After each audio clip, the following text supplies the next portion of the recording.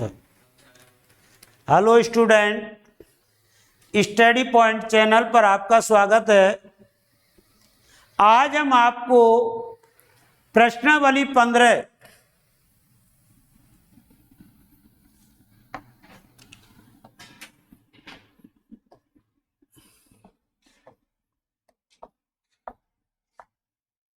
प्रश्नावली 15 के बारे में बताएंगे।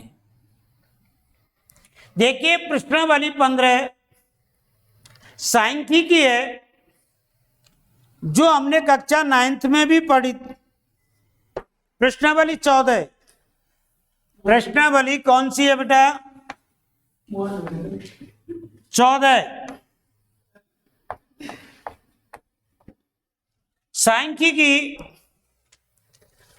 जो हमने कक्षा 9th में भी पढ़ा था। 9th में हमने आंकड़ों का वर्गीकरण, विश्लेषण आदि करना सीखा था। तो जब आंकड़ों का विस्तार ज्यादा होता है तो हम उनको वर्गीकृत कर लेते हैं।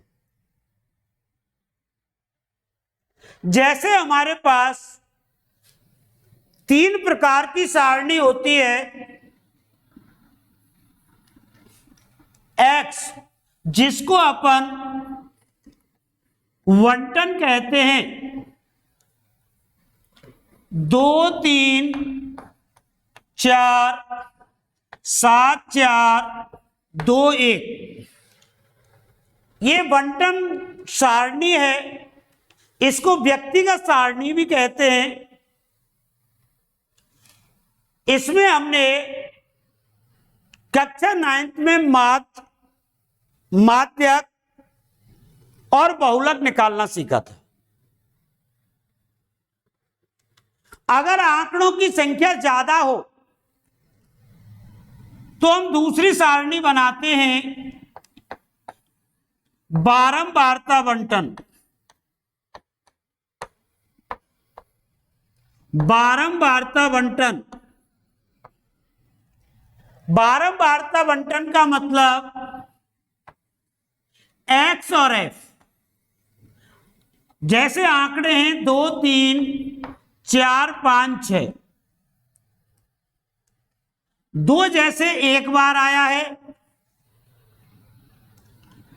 3 5 बार आया है, 4 2 बार आया है, 5 एक बार आया है, ये 6 बार आया। तो इस प्रकार से हम जब वर्गीकरण करते हैं तो बारंबारता बंटन सारणी कहलाती है। क्या कहलाती है? बारंबारता सारणी, जो हमने कक्षा 9th में पढ़े थे। बंटन में माध्यक और बहुलक निकालना सीखा था। फिर हमने बारंबारता बंटन सारणी में माध्यक और बहुलक निकालना सीखा। ये हमने कक्षा 9th में सीखे थे, बंटन और बारंबारता बंटन में। अब हम कक्षा 10वीं में वर्गीकृत बारंबारता बंटन,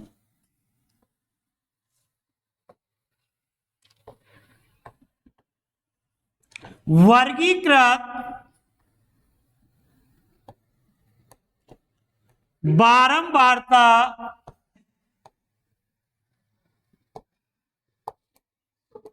बंटन।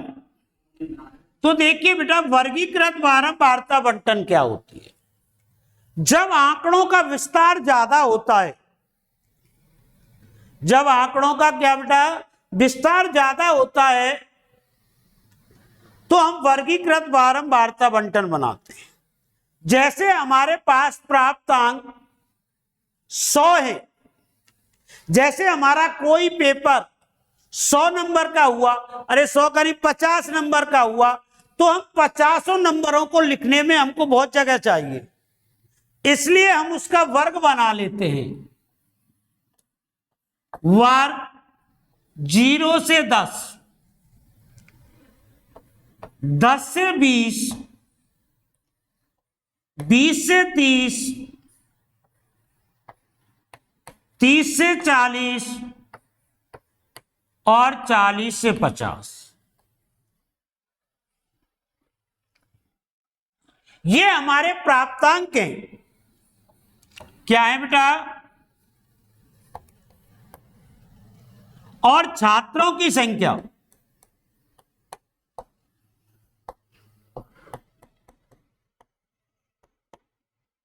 F। जैसे 0 से 10 नंबर लाने वाले छात्र 5 थे, 10 से 20 अंक लाने वाले 4 थे, 3, 1, 5। जो इस प्रकार की सारणी होती है वो वर्गीकृत बारंबारता बंटन कहलाता है। वर्गीकृत बारंबारता बंटन दो प्रकार की होती है, सतत और असतत। अपवर्जी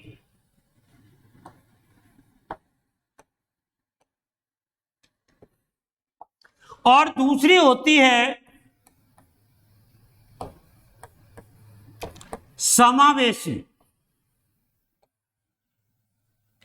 देखिए, वर्गीकृत सारणी कितने प्रकार की होती हैं? 2 प्रकार की होती हैं, अपवर्जी और समावेशी। अपवर्जी को हम सतत और इसको असतत सारणी भी कहते हैं। तो वर्गीकरण 2 प्रकार से होता है। जैसे यही सवाल है, 0 से 10, 10 से 20, तो इसमें जो संख्या लिखी जाएगी वो 1 से 9 तक की लिखी जाएगी, अर्थात ऊपर का मान वर्जित है। ऊपर का मान वर्जित है, इसलिए इसको कौन सी विधि कहा जाता है? अपवर्जी या सतत सारणी कहा जाता है। ऐसा हमने कक्षा 9th में पढ़ा था। अब ऐसी सारणी हो जैसे 0 से 9, 10 से 19, 20 से 29, वर्ग और F 1, 3, 2 दोनों ही वर्गीकृत सारणी हैं। दोनों में ही संख्या समान लिखी जाएंगी। इसमें कौन सी संख्या लिखी जाएंगी? 0 से 9 तक की। और इसमें भी कौन सी लिखी जाएंगी? 0 से 9 तक की। जैसे 10 आया तो 10 को हमको किस में लिखना पड़ेगा? इस ग्रुप में लिखना पड़ेगा।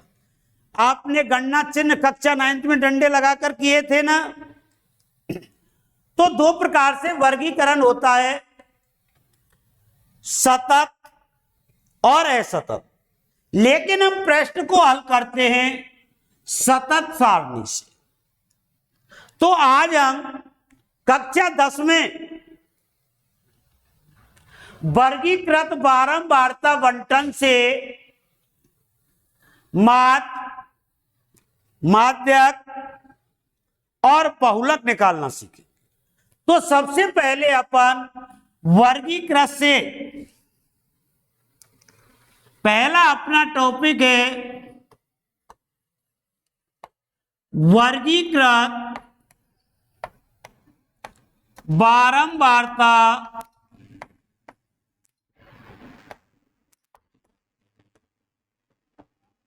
बंटन से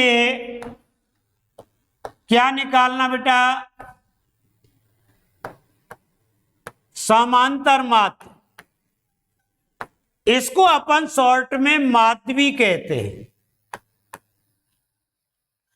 तो 9वीं में अपन ने बारंबारता बंटन और बंटन में सीखा था।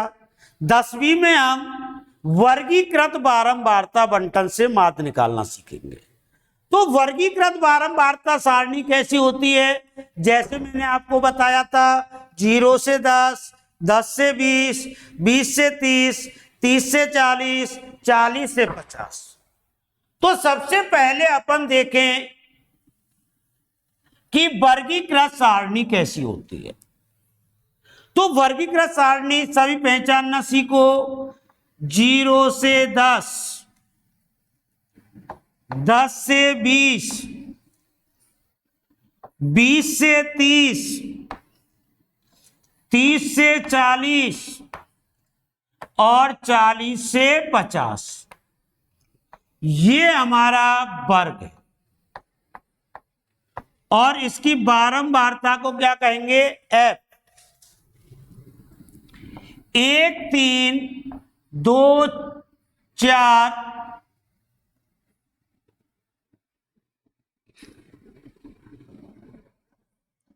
5।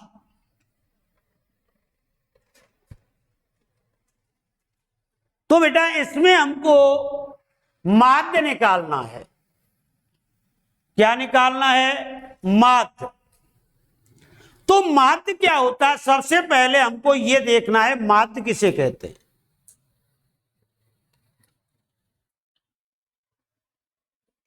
माध्य का पूरा नाम समांतर माध्य है और इसका प्रतीक चिन्ह होता है एक्स बार। आपने कक्षा 9 में पढ़ा है। समांतर माध्य को किससे प्रदर्शित करते हैं? एक्स बार।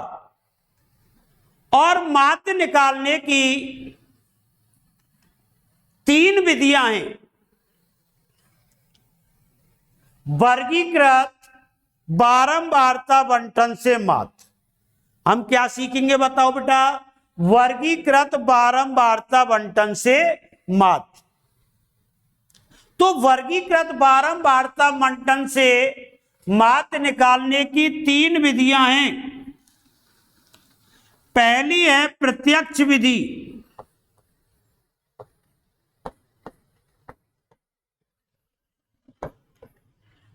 दूसरी है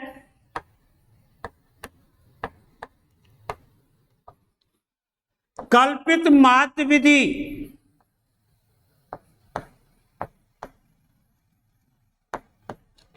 और तीसरी है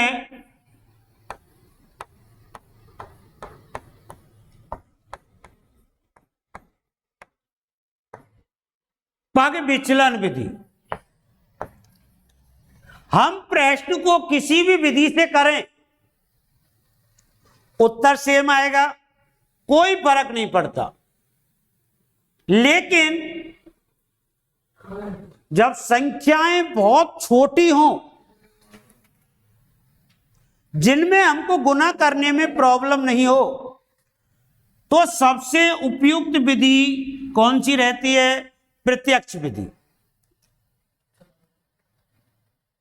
जब आंकड़े मध्यम हो, ज्यादा बड़ी संख्या नहीं हो, तो कल्पित माध्य विधि सही रहती है। और जब संख्याएं बहुत बड़ी बड़ी हो, जिनको गुना करने में बहुत समस्या आती है, तो पग विचलन विधि। उत्तर तीनों विधियों से समान आता है। तो आज हम सबसे पहले हेडिंग डालिए वर्गीकृत, बारंबारता, बंटन से माध्य। वर्गीकृत, बारंबारता, बंटन से समांतर माध्य। वर्गीकृत, बारंबारता, बंटन से समांतर माध्य। तो सबसे पहले हम माध्य की परिभाषा लिख लें। लिखिए माध्य बराबर, लिखिए माध्य बराबर आंकड़ों के योग में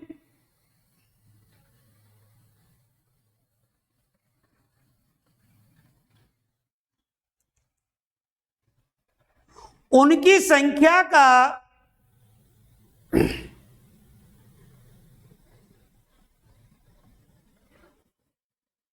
भाग देने से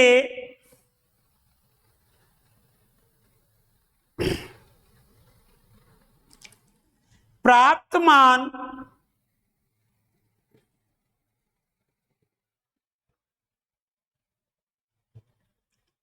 माध्य कहलाता है।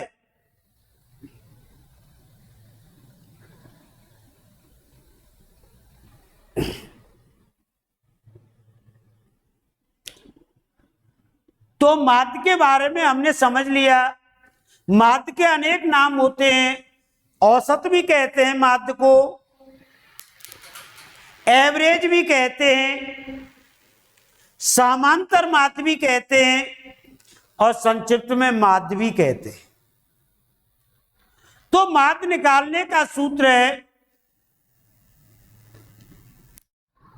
तीनों विधियों से माध्य निकालने के बारे में आपको बताया जाएगा। तो हेडिंग डालिए, माध्य निकालने की विधियां।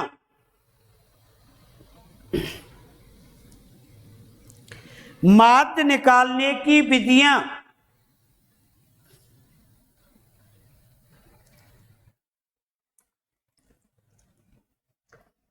अंडरलाइन कीजिए और नंबर 1 पर लिखिए प्रत्यक्ष विधि। नंबर 1 पर लिखें आप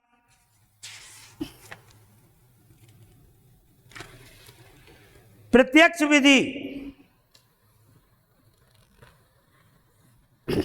जैसे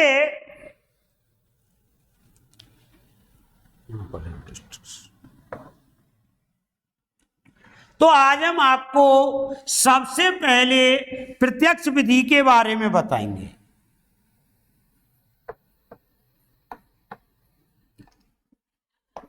नंबर 1 है प्रत्यक्ष विधि से माध्य।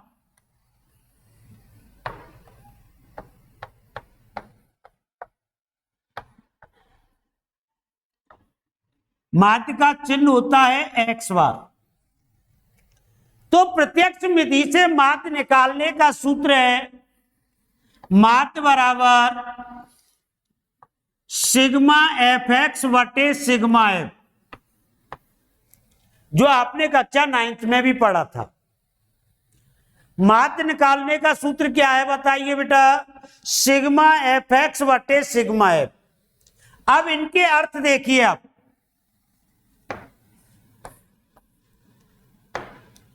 सिग्मा, इस चिन्ह का नाम सिग्मा है, इसका अर्थ होता है योग। एक्स, एक्स का अर्थ होता है, यहां पर वर्गीकृत में एक्स का अर्थ मध्यमान है।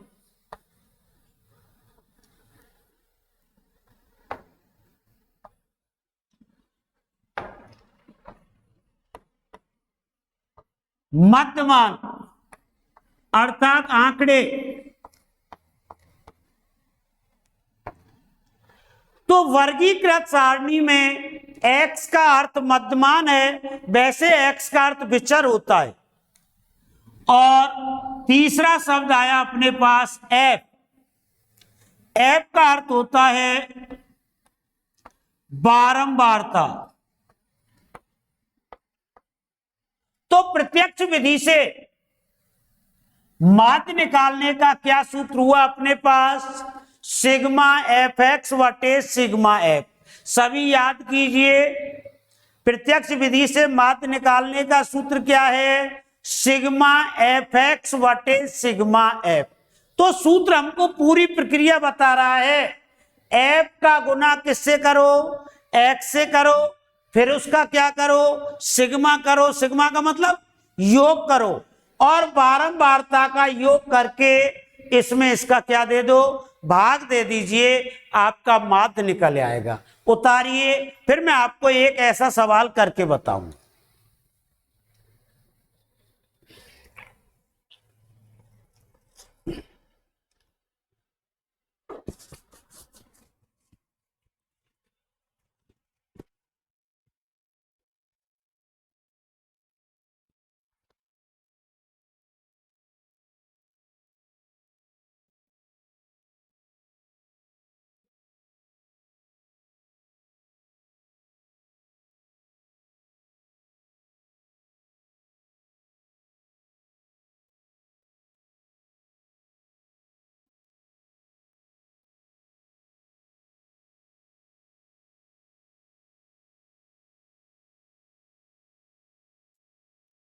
जैसे मैं आपको उदाहरण के तौर पर एक सवाल बता रहा हूं, जैसे हमारा सवाल है वैसे ही उदाहरण देकर बता रहा हूं। 0 से 10, 10 से 20, 20 से 30, 30 से 40 और 40 से 50। ये कोई वर्ग है और ये इसकी बारंबारता है 4, 28, 42, 20 और 6। तो हम अब पहचान चुके होंगे हम कि हमारी सारणी वर्गीकृत बारंबारता है। तो वर्गीकृत की क्या पहचान होती है? इसमें वर्ग और एफ होता है। सारणी सतत है या असतत बताओ? सतत है। क्या पहचान होती है सतत की? वर्ग की ऊपरी सीमा और अगले वर्ग की निम्न सीमा दोनों समान होती है। ऐसी सारणी को अपन सतत कहते हैं। और दूसरी होती है असतत, जिसमें एक का अंतर होता है। जैसे 0 से 9 तो अगला होगा 10 से 19, मतलब दोनों का एक ही होता है, लेकिन हमको सवाल करने के लिए सारणी को सतत बनाना पड़ेगा। अब अपन को क्या निकालना है? माध्य निकालना है, एक्स बार निकालना है। कौन सी विधि से?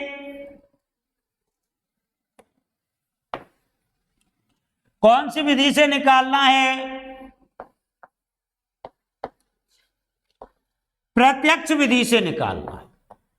हालांकि आपसे प्रश्न में कोई ये नहीं कहेगा कि आप इस विधि से निकालो, किसी भी विधि से निकाल सकते हैं, पर मैं आपको तीनों विधियों से सिखाऊंगा। तो प्रत्यक्ष विधि से माध्य का क्या सूत्र है? सिग्मा एफ एक्स वटे सिग्मा एफ। फार्मूला सबको याद हो गया। अब फार्मूला अपने आप आपसे सवाल करा लेगा। देखिए सवाल कह रहा है एफ का गुना एक्स से करो।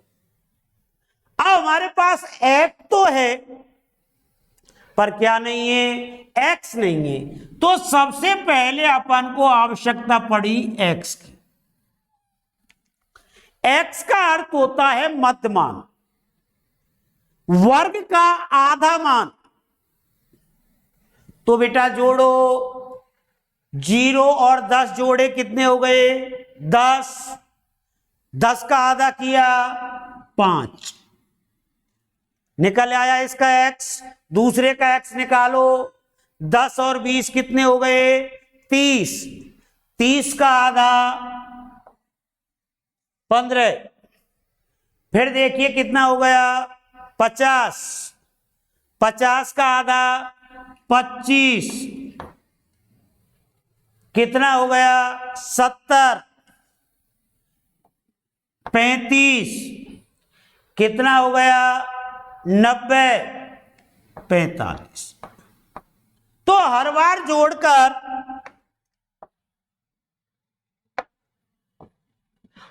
जोड़कर आधा करने में हमको बहुत देर लग जाती है। तो यदि किसी वर्गीकृत सारणी में एक्स निकालना है, क्या निकालना है? एक्स। एक्स का मतलब मध्यमान निकालना है। तो आपको क्या करना है? पहले को जोड़कर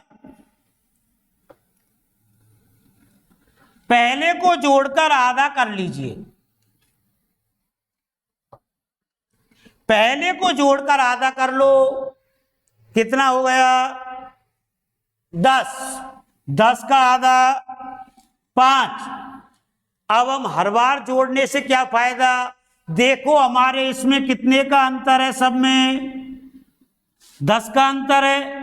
वर्ग अंतराल समान हो तो हर बार जोड़ने की कोई आवश्यकता नहीं है कि हर बार जोड़ें आधा करें। एक को जोड़कर आधा कर लीजिए, फिर उसमें जितने का अंतर है उतना जोड़ते जाइए। कितने का अंतर है हमारे? 10 का अंतर है, 10 जोड़िए 15, 10 जोड़िए कितना हो गया 15, फिर 10 जोड़ो 25, फिर 10 जोड़ो 35, फिर 10 जोड़ो 45। तो बताइए x निकालना सीखे कि नहीं सीखे? कोई दिक्कत x निकालने में? कोई दिक्कत नहीं। वर्ग अंतराल को देखते जाओ और उतने ही जोड़ते जाओ। पहले को जोड़कर क्या कर लो, आधा कर लो, फिर उनका डिफरेंस देख लो कितने का डिफरेंस है। पर यह ध्यान रखना है ऐसा तभी करेंगे जब सबका डिफरेंस कैसा हो बेटा, समान हो। अगर सबका डिफरेंस समान नहीं है तो फिर तो अपन को जोड़कर ही आधा करना पड़ेगा। अब हमारे पास x भी है और हमारे पास f भी है। हमारा सूत्र क्या कह रहा है हमसे, बोलिए बेटा, fx। fx का मतलब f का गुना किससे करो, x से करो। किससे करो बेटा, x से करो। तो हम सबसे पहले क्या निकालें, fx निकालें। क्या निकालें बेटा, fx निकालें। fx का मतलब क्या हुआ बेटा, f का गुना x से। तो 5 का गुना 20 से करो, सॉरी 5 का गुना 4 से करो, कितना आएगा 20। 15 का गुना 28 से करो, कीजिए 15 अंठे 120, हासिल लगी 12, 15 दूना 30 और 12 कितने हो गए बेटा 42। अब 25 का गुना 42 से करो,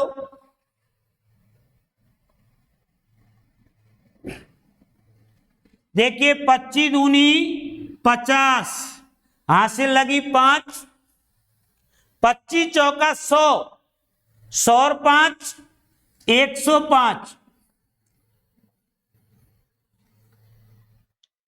35 दूनी 70, 700, 6 से गुना कीजिए, 6 पंजे 30, 3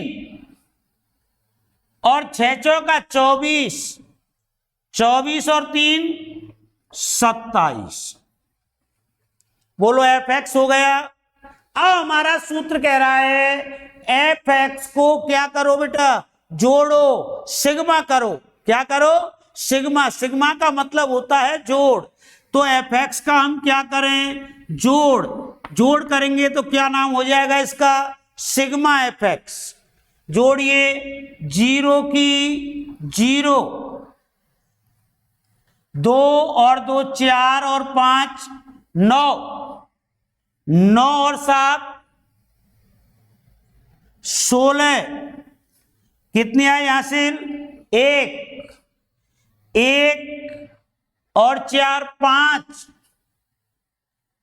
5 और 7 12, 12 और 2, 12 और 2 कितने हो गए बेटा 14, हासिल लगी 1, 1 और 1 2। बोलो सिग्मा fx हो गया। अब वापस सूत्र पर पहुंचो और क्या कह रहा है हमसे सूत्र, सिग्मा f। क्या कह रहा है बेटा, सिग्मा f को जोड़िए, f को जोड़िए आप, x को मत जोड़ देना कहीं। किसको जोड़ना है, f को। सिग्मा f 4 और 8 12, 12 और 8 20, 2 2 और 2 4 और 4 8 और 2 10। सिग्मा f का मान कितना आ गया बेटा, 100 आ गया। तो सिग्मा fx का मान हो गया कितना बेटा 2460 और सिग्मा f का मान कितना हो गया 100। 0 से 0 भाजित हो गई, 10 का भाग देने पर एक संख्या छोड़ के पॉइंट लग गया, तो क्या आ जाएगा बताओ बेटा 24.6। तो इस प्रश्नावली में हमको जोड़ वाकी गुना भाग हमारे मजबूत हो जाएंगे। और इनके बिना हमारी गणित नहीं चलेगी। तो इस प्रश्नावली में हम मात्र जोड़, बाकी, गुना, भाग ही सीखेंगे। तो बोलो, प्रत्यक्ष विधि से माध्य निकालना आया कि नहीं आया? प्रत्यक्ष विधि से माध्य के लिए अपन का सूत्र क्या है? सिग्मा एफ एक्स वटे सिग्मा एफ। क्या फार्मूला है? सिग्मा एफ एक्स वटे सिग्मा एफ। इस उदाहरण को उतारिए, फिर मैं आपको एक सवाल उसका सिखाऊंगा।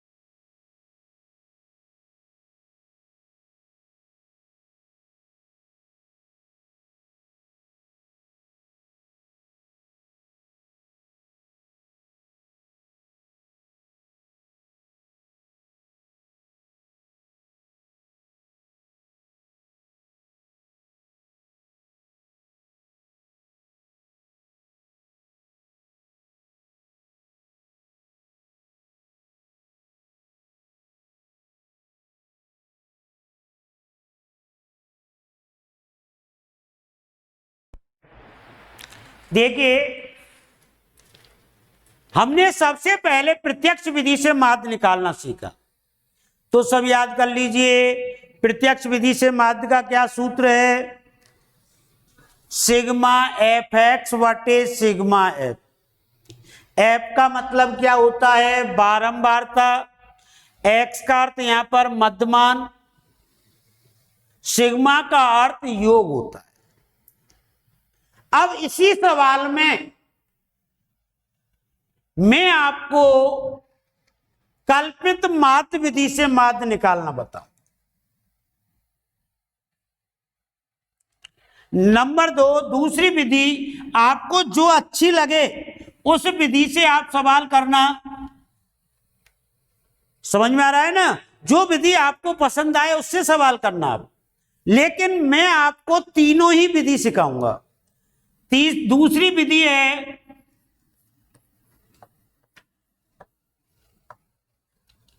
कल्पित माध्य विधि।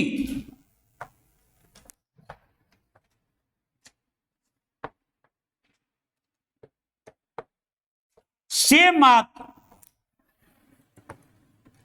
कल्पित माध्य विधि से कभी भी आपको माध्य निकालना है तो सूत्र होता है एक्स बार बराबर ए प्लस सिग्मा एफ डी बटे सिग्मा एफ। क्या सूत्र होता है? ए प्लस सिग्मा एफ डी बटे सिग्मा एफ। तो सबसे पहले हम इनके अर्थ समझे। आप ऐसे लिखोगे तो सवाल सूत्र गलत हो जाएगा। ए प्लस सिग्मा एफ डी बटे सिग्मा एफ। क्या इन दोनों का अर्थ सेम है? इन दोनों का अर्थ अलग अलग। ये सूत्र कह रहा है पहले इसमें इसका भाग देना है, फिर ए में जोड़ना है, जबकि ये बता रहा है कि इसको इसमें पहले जोड़ो फिर भाग दो। तो आप कभी भी सूत्र को इस प्रकार से नहीं लिखोगे। कैसे लिखोगे सूत्र? ए प्लस सिग्मा एफ डी बटे सिग्मा एफ। अब इनके अर्थों को जाने हम। एक्स बार का अर्थ तो आप जानते ही हो। एक्स बार का अर्थ समांतर माध्य या माध्य होता है। ए कल्पित मान,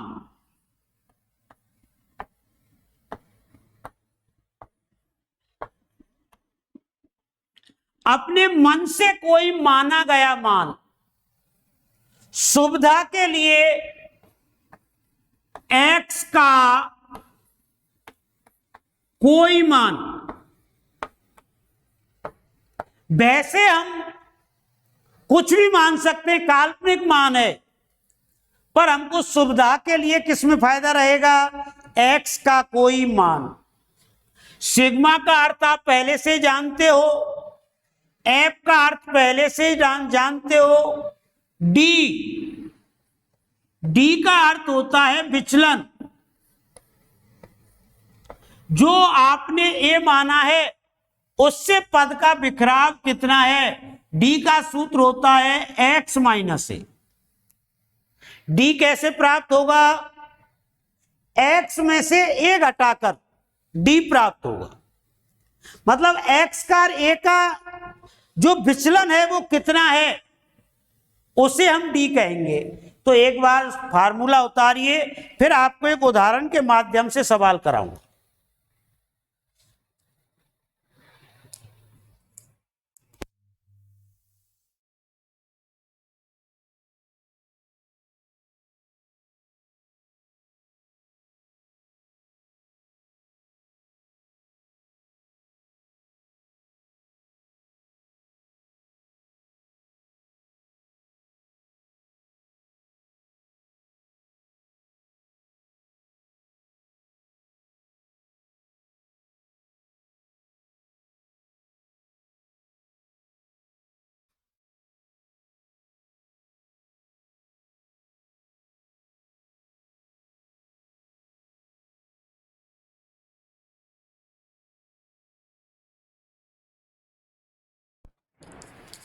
देखिए,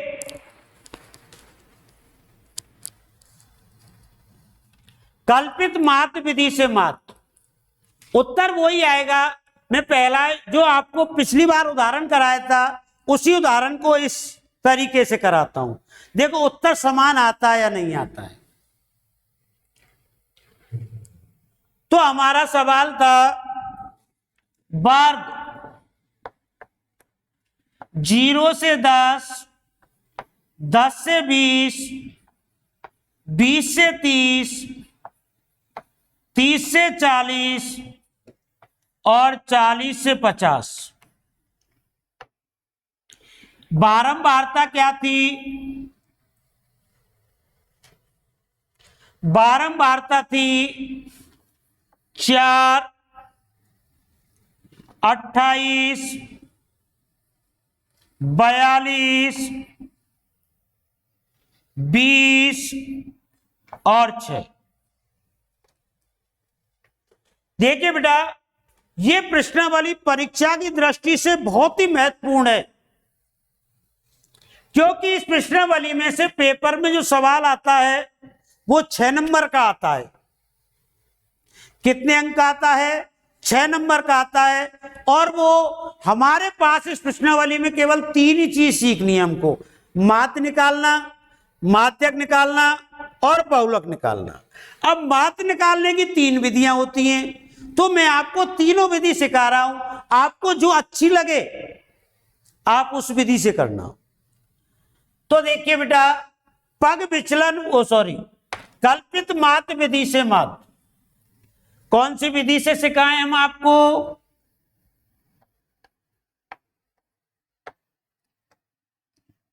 कल्पित माध्य विधि। इस विधि से अपन को एक्स बार निकालना है। तो हमारा फार्मूला क्या है, ए प्लस सिग्मा एफ डी बटे सिग्मा एफ, ए प्लस सिग्मा एफ डी बटे ए प्लस सिग्मा एफ डी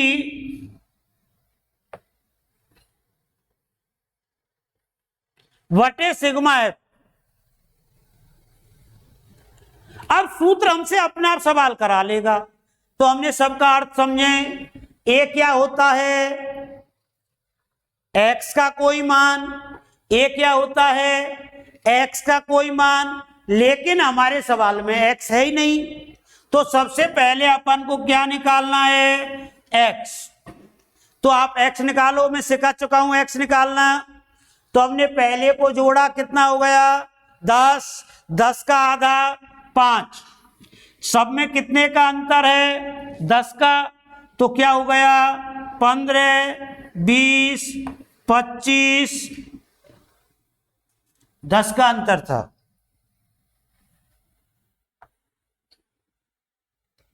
10, 15, 25, 35 और 45। एक्स निकालना सब सीख गए, कोई दिक्कत नहीं। तो सबसे पहले हम पहले अक्षर को क्लियर करें, ए को। ए क्या होता है, एक्स का कोई मान। तो एक्स में हमारे पास काफी मान है, किसी भी मान को आप ए मान सकते हैं। 5 को मानो ए, चाहे 15 को मानो, चाहे 25 को मानो, चाहे 35 को मानो, चाहे 45 को मानो। सुविधा के लिए तो ऊपर का ही सही रहता है, क्योंकि बाकी संख्या प्लस में आ जाती है। लेकिन गुना की स्थिति देखते हुए बीच का मान सही रहता है, क्योंकि कुछ संख्या ऋण में चली जाती हैं और कुछ संख्या धन में चली जाती हैं। तो मैं ए का मान क्या मान रहा हूं यहां पर 25। वैसे आप 5 मानकर भी कर सकते हैं, 15 मानकर भी कर सकते हैं, 25, कोई सा भी मान सकते हैं। अब देखिए ए क्लियर हो गया आपके पास। ए क्या होता है, एक्स का कोई मान। तो पहले एक्स निकालो और एक्स में से किसी भी मान को ए मान लीजिए आप। अब एफ है अपने पास, क्या रहा डी। डी का सूत्र होता है एक्स माइनस ए। डी का फार्मूला क्या होता है, एक्स माइनस ए। तो एक्स में से ए घटाओ, तो एक्स का मान कितना है 5 और ए का मान कितना है 25। तो क्या बचेगा बेटा -20। समझ में आ गया। अरे 5 -25 बराबर -20 बच गया।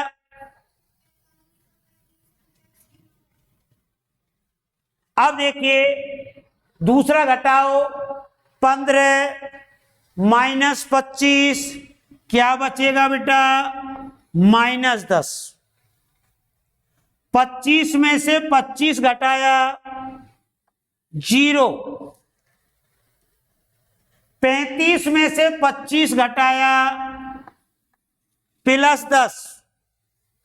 45 में से 25 घटाया +20। तो बताओ डी निकालना सीखे कि नहीं सीखे। डी क्या होता है, एक्स माइनस ए। देखो घटाने में अपन को बहुत देर लग जाती है, इसलिए दोबारा एक बार सुने। डी कैसे निकालें, तो जिसको ए माना है उसके आगे 0 लिख दो। क्यों, जिसको ए माना है एक्स में से घटाएंगे 0 ही आएगा। अब हम देखें डिफरेंस कितने का है, सब में 10 का।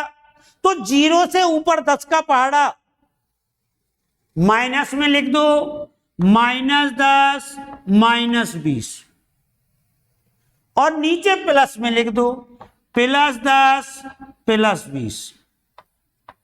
बोलिए डी निकालना सीखे कि नहीं सीखे? तो डी निकालने का तरीका है, अगर हमारा वर्ग अंतराल समान है तो जोड़ घटाने में ज्यादा टाइम खर्च मत करो। जिसको ए माना है उसके आगे 0 लिख दो। जैसे मैं आपको और डी निकाल के बताऊं,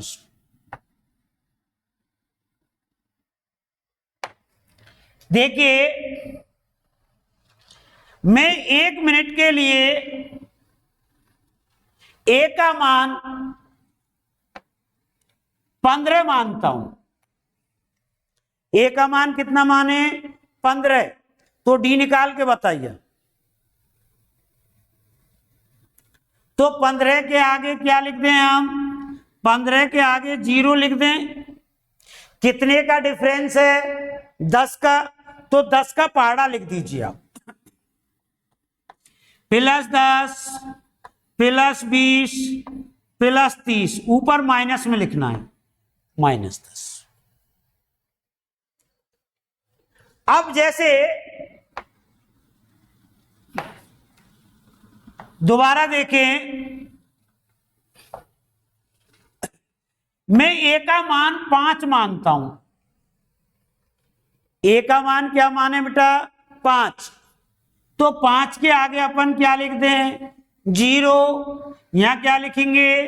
10। यहां क्या लिखेंगे? 20। यहां क्या लिखेंगे? 30। यहां क्या लिखेंगे? 40।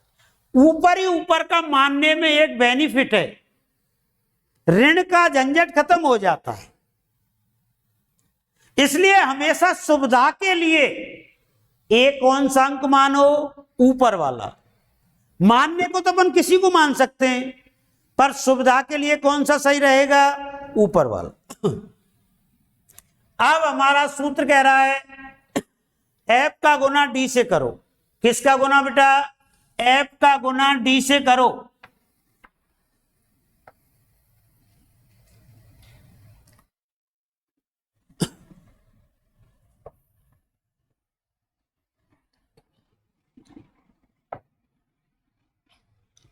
तो देखिए सबसे पहले अपन को क्या निकालनी है?